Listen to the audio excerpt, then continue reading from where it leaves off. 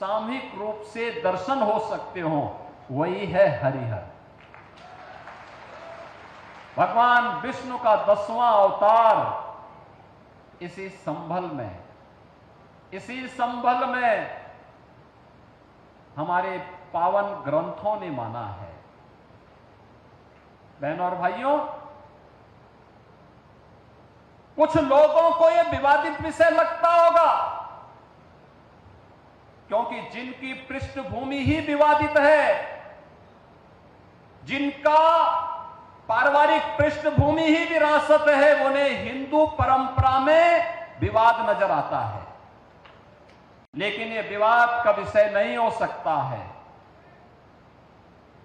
यह विवाद का विषय नहीं हो सकता है।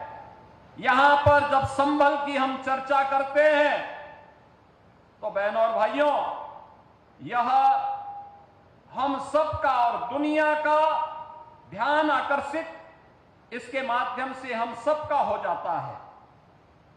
आपने इस बात को देखा होगा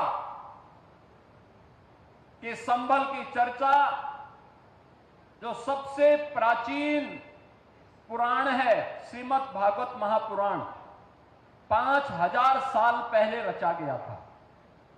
भगवान वेदव्यास ने महाभारत युद्ध के बाद उस समय की शांति के लिए, मुक्ति के लिए जिस महापुराण की रचना की थी, वह श्रीमद् भागवत महापुराण है। स्कंद पुराण, विष्णु महापुराण, इन सब में यह उल्लेख है। चिल्ला चिल्ला के हमारे पावन ग्रंथ इस बात का उल्लेख कर रहे हैं कि भगवान विष्णु का 10वां अवतार कल्कि में होगा। स्कंद पुराण ने तो इस बारे में कहा है कि सत्यव्रतो नाम त्रेतायाम च महदगिरी द्वापरे पिंगलो नाम कलो संभल उच्यते।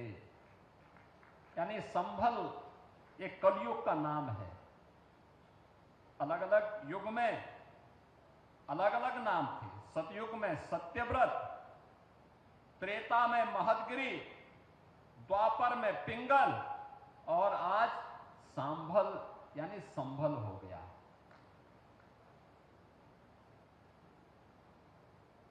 स्कंद पुराण कहता है और पुराण के ही इसी प्रसंग को अगर आप ध्यान में रख करके देखेंगे तो वही प्रसंग हम सबका ध्यान आकर्षित करते हैं।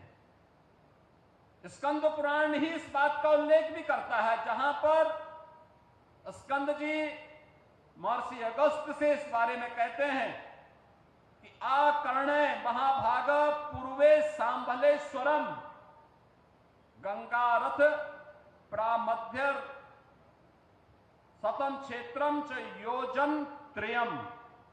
यानी यह संभल के बारे में कि संभल नगर जो भागीरथी गंगा और राम गंगा के मध्य में है, यह 36 किलोमीटर की दायरे में स्थित है।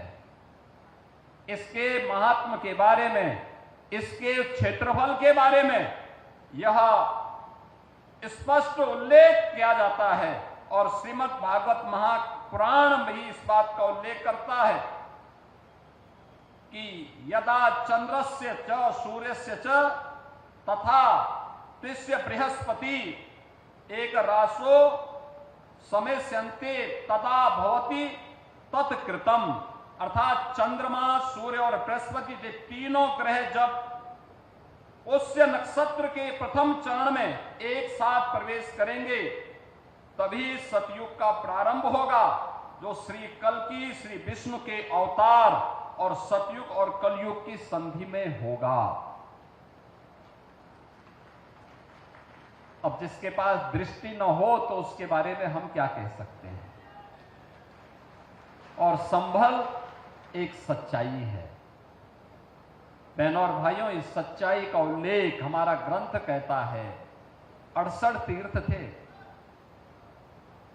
68 तीर्थ थे यहाँ के, 19 पावन कूप थे, परिक्रमा का मार्ग था, सब कुछ था।